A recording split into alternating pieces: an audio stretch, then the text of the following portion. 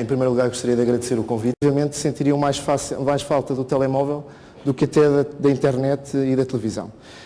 Há uma pergunta que nós, nas nossas pesquisas, fazemos sempre que é muito interessante, que é a seguinte. Perguntamos aos utilizadores se eles saíssem de casa e se esquecessem do telemóvel e da carteira, para qual dos dois é que voltavam atrás para ir buscar? E, invariavelmente, a resposta é sempre a mesma, o telemóvel.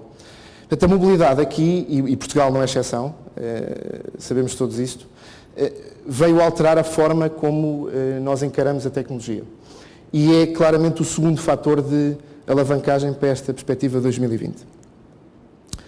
O terceiro é o utilizador e o seu comportamento, naturalmente. O eu global e, em grande medida, influenciado pelo fenómeno da internet. Existem 4 fatores principais no comportamento que eu gostaria de partilhar convosco. O primeiro é a personalização. Hoje em dia temos uma personalização total. Naturalmente que a personalização tem uma proporção direta com o nível de transparência ou o tipo de informação que nós próprios queremos partilhar. Portanto, se queremos receber tudo personalizado, temos de dar uma forma de partilhar também a nossa própria informação. O segundo fator é a interatividade. Aqui o fenómeno de proatividade do consumidor e a partilha, nomeadamente através de envio de opiniões, o Abrupto, o blog do Dr. Chico Pereira, que infelizmente não está cá, é um dos exemplos. O terceiro fator é o conteúdo gerado pelo utilizador, que o Paulo já referiu. É uma realidade hoje em dia já na internet, 70% do conteúdo que circula é gerado pelo utilizador. O YouTube, que foi muito bem referido e é, digamos, referido em quase todas as ocasiões onde se fala deste tema, só o YouTube gera 10% do tráfego que circula na internet no mundo, o que é um número bastante interessante. E o quarto fenómeno, eventualmente aquele mais interessante para a nossa análise, é o fenómeno das redes sociais e das comunidades sociais. Os portugueses aqui também estão, digamos, neste fenómeno global. Mais de 60% dos jovens dos 15 aos 24 está de alguma forma ligado a comunidades ou redes sociais, quer seja para fins personais, quer seja para fins profissionais. Naturalmente que aqui é mais a perspectiva pessoal. E o i5, que penso que toda a gente conhece, que é dos sites mais vistos em Portugal, só no primeiro semestre de 2008 gerou mais de 2 milhões de utilizadores únicos.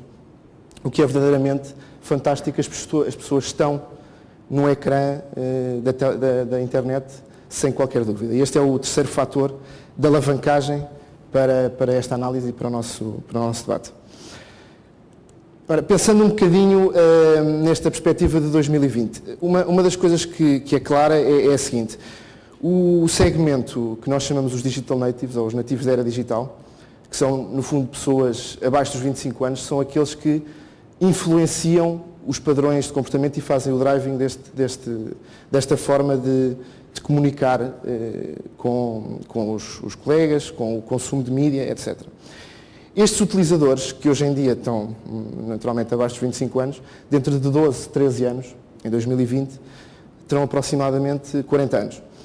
Isto significa que, nesta altura, este padrão, que hoje em dia é um padrão, digamos, mais de nicho, será mais massificado. Portanto, a base alarga e a análise de comportamento terá que alargar também.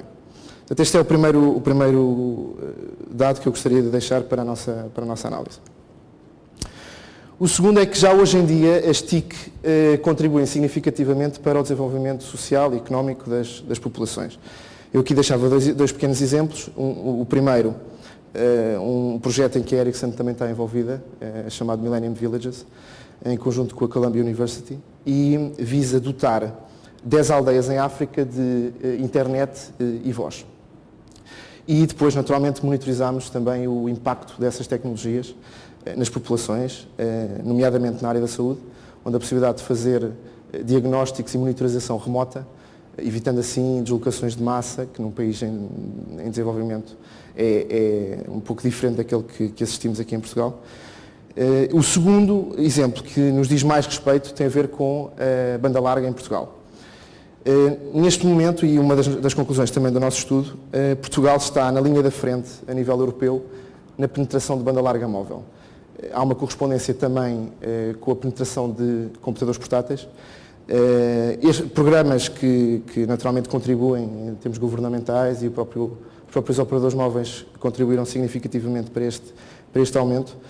Tem impacto não só numa perspectiva empresarial, aumento de produtividade, mas também para o próprio universo de estudantes, a própria educação e a literacia digital, que todos nós também falamos, é um ponto também a reter. Portanto, este é o segundo ponto em termos de contributo da STIC para o desenvolvimento que gostaria de deixar. E, numa perspectiva também de análise e tentando responder à terceira questão, como é que as TIC podem contribuir para a redução da emissão de CO2, gostaria de partilhar convosco os resultados de um estudo que foi feito por duas entidades de renome nas suas respectivas áreas, nomeadamente na área ambiental, a WWF, e na área das TIC, a Etno, que se juntaram e analisaram a nível europeu, nos 25 países da União Europeia, quais é que são os efeitos das TIC na redução de emissão de CO2. Existem 3 tipos de serviços que foram, de alguma forma, analisados. O primeiro são serviços que visam o aumento da produtividade, e aqui a análise foi muito clara e muito simples. Se 20% das viagens a nível europeu fosse substituído por soluções tais como a videoconferência, o impacto direto em termos de redução de emissão de CO2 seria de aproximadamente 20 milhões de toneladas de CO2. Existem, naturalmente, depois outros tipos de serviços da desmaterialização, por exemplo, e uma terceira ordem de serviços que tem a ver com serviços mais inovadores ou novos serviços como o e-commerce, e-government, etc. E aqui a análise foi também muito simples. Se 10% dos trabalhadores europeus aderissem a soluções de flexi-trabalho, nomeadamente teletrabalho, equipas virtuais, mobilidade, etc., o impacto em termos de redução de emissão de CO2 seria de aproximadamente 20 milhões de toneladas. Isto tudo somado, o resultado deste estudo, aponta para aproximadamente 50 milhões de toneladas de CO2. Naturalmente que não é a resposta para todos os males, mas é um passo para lá chegarmos.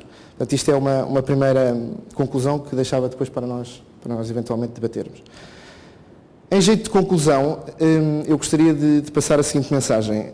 Em primeiro lugar, os utilizadores, os consumidores, têm, indubitavelmente, cada vez mais poder e os seus comportamentos são claros e evidentes. É também verdade que, naturalmente, com o evoluir dos anos, essa massa será mais alargada. Portanto, tendencialmente, a base de trabalho, entre aspas, será maior. Em segundo lugar, os decisores políticos, os gestores, teoricamente terão uma consciência social para questões climatéricas superior. E são eles que têm os mecanismos, as ferramentas e os instrumentos para justamente mudar este tipo de situação que temos. Portanto, aliando um fenómeno ao outro, eu penso que a ideia eventualmente a debater será não tanto o aumento da consciência social do próprio utilizador, mas dotá-lo das ferramentas e dos instrumentos necessários para um pouco aqui e ali fazermos todos esta mudança. Então, um pouco esta ideia que eu deixava para debate e agradeço o vosso tempo. Muito bem, obrigado. Benoit, up to you, and thanks.